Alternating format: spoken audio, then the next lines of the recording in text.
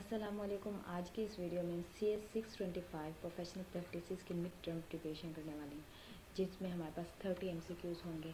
ठीक है, तो शुरू करते हैं। सबसे पहले हमारे पास आता है professional trades of different professions are, के मुख्तलिफ प्रोफेशनल ट्रेड्स होती है, खसूसियात मुख्तलिफ प्रोफेशंस ट्रेड्स जो होती हैं मुख्तलिफ प्रोफेशंस की कैसी होती हैं, डिफरेंट होती हैं, अपोजिट होती हैं, लिटिल बिट होती हैं या फिर सेम होती हैं। ये हमारे पास हर एक प्रोफेशन की मतलब मुख्तलिफ प्रोफेशन की जो ट्रेड्स खसूसियात होती हैं वो सेम होती हैं।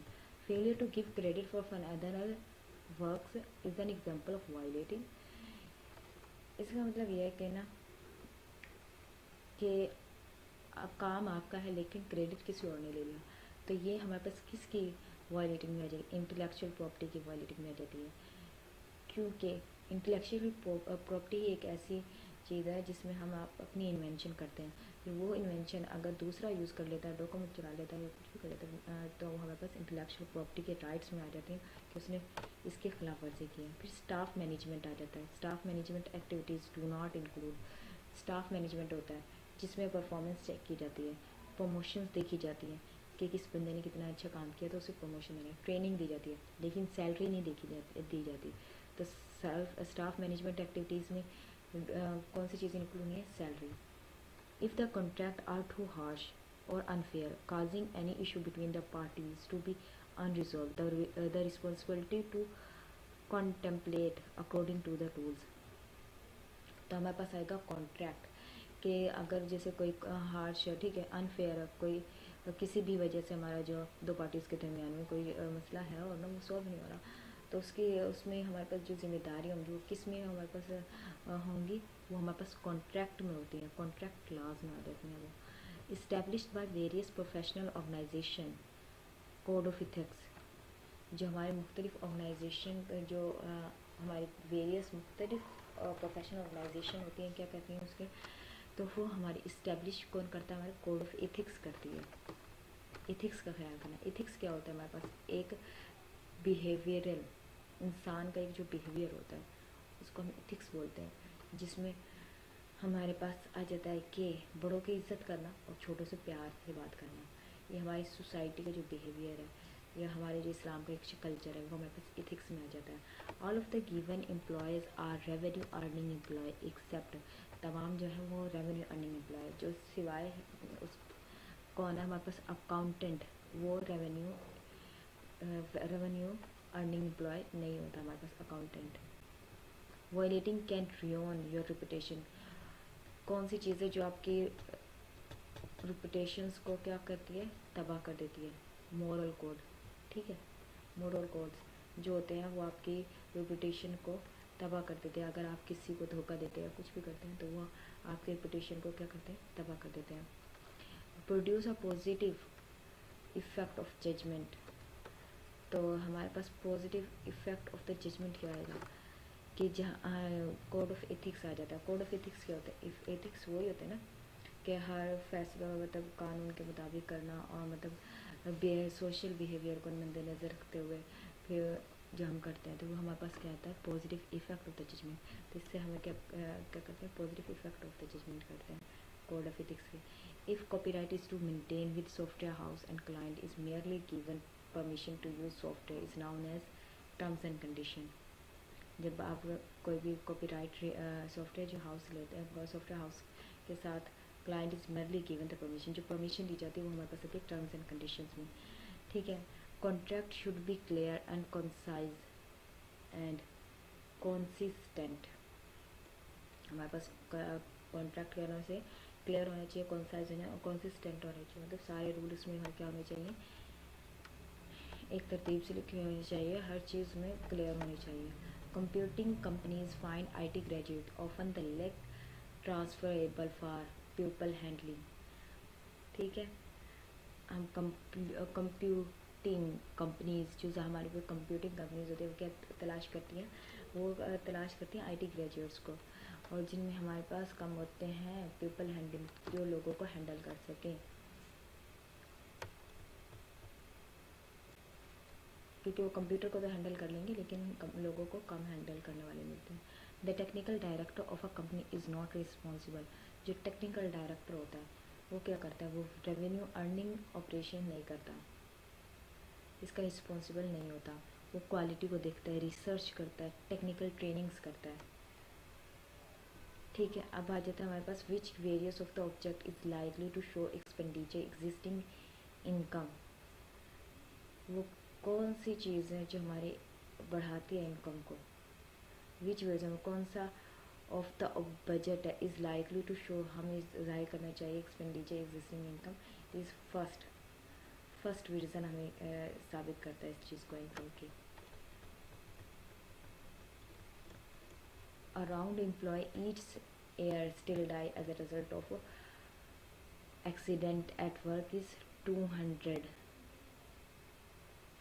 पीपल्स हर साल क्या होते हैं, डाई हो जाते हैं, मर जाते हैं काम पे, जब काम के दौरान के ऑफिस में रहते हैं, ऑफिस में होते हैं और फिर एजेंसी वगैरह की उसमें नागानी आफत की वजह से वो क्या हो जाती है, उनकी मौत वाक़ई हो जाती है। Which of the following is a source of funds का जो हमारे पास सोर्स होता है वो लोन्स होता है, ना कि सैलरीज, ना एक्सपेंसेस, ना इनकम।